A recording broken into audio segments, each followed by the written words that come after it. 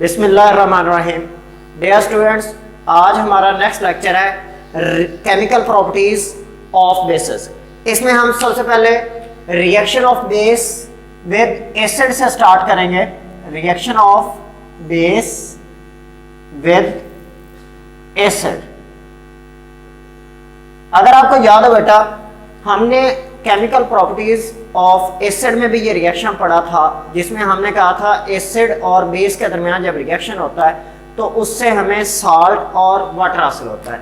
इसी तरह अगर बेस और एसिड के दरमियान रिएक्शन हो तो भी हमें साल्ट और वाटर ही हासिल होगा। फॉर एग्जांपल सोडियम हाइड्रोक्साइड और HCl के दरमियान अगर रिएक्शन होता है तो सोडियम क्लोराइड और वाटर हासिल होता है। आप अपनी अंडरस्टैंडिंग के लिए यूं कह सकते हैं कि सोडियम हाइड्रोक्साइड एक्चुअली आयोनाइज होता है और इससे sodium ion plus hydroxyl ion generate होते हैं। अकॉर्डिंग टू आर्हेनियस कॉन्सेप्ट आपने पढ़ा है कि बेस जो होता है वो OH negative ion donor species होती है, तो सोडियम हाइड्रोक्साइड यहाँ पे OH डोनेट कर रहा है, इसका मतलब ये आर्हेनियस बेस है।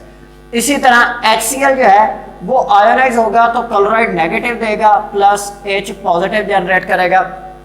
अगर आप इसको अंडरस्टैंड करें तो सोडियम आयन और क्लोराइड आयन का आपस में कॉम्बिनेशन होगा, जिसके नतीजे में सोडियम क्लोराइड जनरेट होगा और इसी तरह हाइड्रोजन और हाइड्रोक्सिल आपस में कंबाइन होकर जो है वाटर जनरेट करेंगे।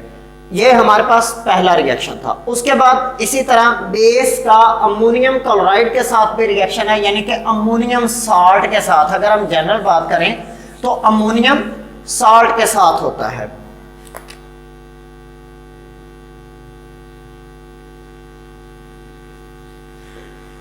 यहां पे हमें अंडरस्टैंड करना होगा कि अमोनियम साल्ट से क्या मुराद है। इसमें अमोनियम ग्रुप मौजूद होता है। अमोनियम किसे कहते हैं? जब अमोनिया जो है वो एक प्रोटॉन एक्सेप्ट कर लेता है तो NH4 पॉजिटिवली चार्ज स्पीशीज होती है, उसको अमोनियम आयन कहा जाता है। तो याद रखिएगा, बेस प्लस अमोनियम साल्ट जब भी रिएक्शन होता है तो salt plus ammonia plus water हासिल होता है। अमोनिया चूंकि गैस होती है, उसके साथ आप अपवर्ड एरो लगाते हैं कि वो एस्केप आउट हो जाएगी। For example sodium hydroxide plus NH4Cl ammonium chloride के दरमियान अगर आप रिएक्शन करवाएं तो हमारे पास सोडियम क्लोराइड साल्ट बनेगा प्लस NH3 अमोनिया गैस खारिज होगी और साथ में वाटर मॉलिक्यूल जनरेट होगा।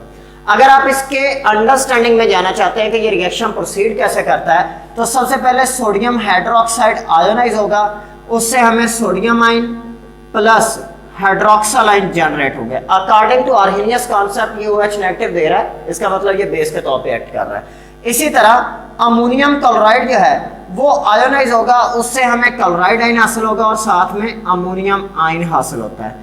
सोडियम और क्लोराइड आपस में मिलकर सोडियम क्लोराइड जनरेट करते हैं, जबकि अमोनियम आयन जो होता है वो फर्दर आयोनाइज होता है और आयोनाइजेशन के नतीजे में NH3 अमोनिया जनरेट करता है और साथ में H पॉजिटिव जनरेट करता है।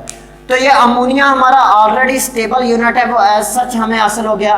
ये हाइड्रोजन आयन जो कि अमोनियम आयन से आया था वो बेस में से आने वाले OH नेगेटिव आयन को कैप्चर करता है और इस तरह वाटर मॉलिक्यूल जनरेट करता है। ये बेटा आपका आज का लेक्चर था। इसी तरह अमोनियम साल्ट की एक और एग्जांपल आपकी बुक में दी हुई है, वो आपका क्वेश्चन एक स्टेट असाइनमेंट के तौर पे है कि वो आपने मुझे सॉल्व करके, इसी तरह अंडरस्टैंडिंग उसकी आपने सॉल्व करके मुझे सेंड करनी है। अगर किसी भी बच्चे को कोई प्रॉब्लम हो तो वो बेटा आप इनबॉक्स में मुझसे पूछ सकते हैं। शुक्रिया।